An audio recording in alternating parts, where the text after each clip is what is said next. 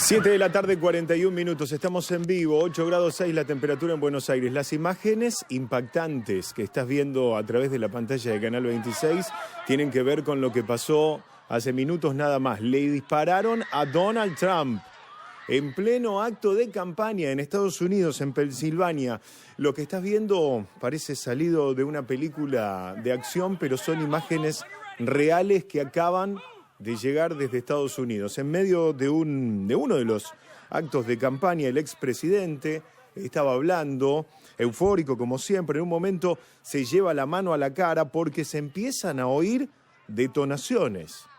La información que llega desde los Estados Unidos da cuenta de una evacuación por parte del Servicio Secreto de los Estados Unidos, todo en tiempo récord. El expresidente Donald Trump fue evacuado del escenario este sábado cuando estaba dando su discurso en Pensilvania ante un aparente atentado. Mirá las imágenes en tiempo real. Ahí se escuchan las detonaciones, la gente que también se tira al piso, resguardando su vida, porque hasta ese momento no se sabía de dónde venían esas explosiones, esos disparos.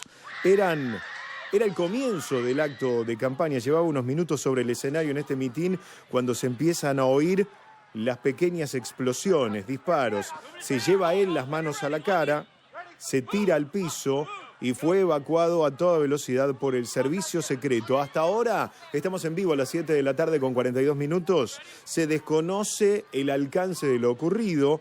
No ha trascendido hasta este momento información oficial, información precisa, pero las imágenes ya cuentan una historia.